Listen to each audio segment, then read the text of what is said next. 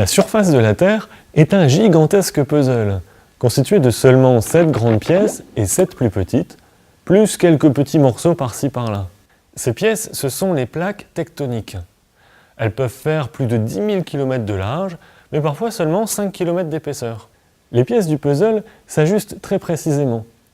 Par contre, elles reposent sur un support instable, le manteau terrestre. Le manteau terrestre est instable à cause des différences de température énormes, plusieurs milliers de degrés, qu'il y a entre le haut et le bas du manteau. À cause de cette différence de température, il se crée des mouvements de convection, exactement comme dans une pièce chauffée par un radiateur. L'air chaud monte au contact du radiateur, circule au niveau du plafond tout en se refroidissant, puis retombe au sol et revient vers le radiateur. Eh bien, dans le manteau terrestre, on a la même chose. Les roches chaudes remontent à la surface du manteau, juste sous les plaques tectoniques, circulent sous les plaques en se refroidissant et finissent par redescendre vers les profondeurs. Les plaques tectoniques sont entraînées par le mouvement du manteau, mais de façon désordonnée, si bien qu'elles ne se déplacent pas toutes dans la même direction et à la même vitesse.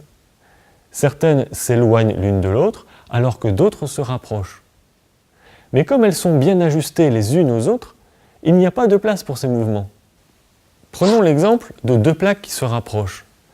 À l'endroit de la collision, on appelle cet endroit la faille, elles vont résister un moment à la pression, comme c'est le cas par exemple quand on essaie d'écraser une canette de soda. Au début, il ne se passe rien, puis tout à coup, la canette s'écrase d'un seul coup. Eh bien, dans le cas de deux plaques tectoniques, c'est la même chose. La pression peut augmenter pendant des années, puis tout à coup, quelque chose cède et les plaques bougent de quelques mètres d'un seul coup. C'est le tremblement de terre. Dans la plupart des cas, ce mouvement brutal ne se fait pas uniquement à l'horizontale. Souvent, l'une des plaques se glisse en dessous de l'autre, et du coup, l'extrémité de la plaque supérieure s'élève, tandis que la plaque inférieure s'affaisse. Si la collision entre les deux plaques a lieu au fond de l'océan, l'élévation ou l'affaissement des plaques entraîne l'eau située au-dessus de la faille et il se crée donc des petites vagues à la surface de la mer. C'est le tsunami. Ces vagues sont très différentes de celles produites par le vent. Le vent ne met en mouvement que la surface de l'océan et l'eau en profondeur ne bouge pas.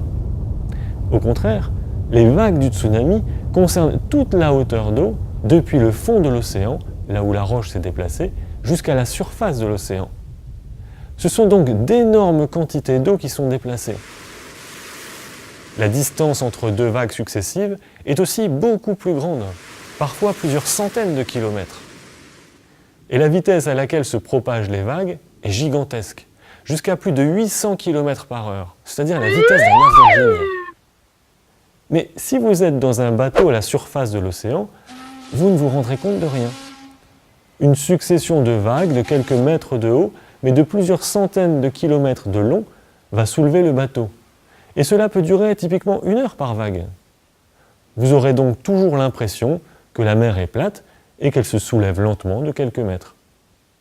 Mais comme la vague se propage sur toute la hauteur de l'océan, la façon dont elle avance est sensible à cette hauteur, et donc à la profondeur de l'océan.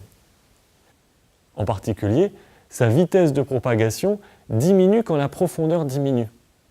Ça signifie que lorsque le fond de l'océan remonte, l'arrière de la vague va plus vite que l'avant de la vague. Du coup, les crêtes de la vague vont être plus proches et la hauteur va augmenter. Sur le rivage, quand il n'y a pratiquement plus de fond, la hauteur de la vague, qui peut atteindre plusieurs dizaines de mètres, devient supérieure à la profondeur de la mer. La vague se transforme alors en un courant horizontal pénétrant à l'intérieur des terres à une vitesse de plusieurs dizaines de kilomètres par heure et produisant les effets destructeurs que l'on connaît.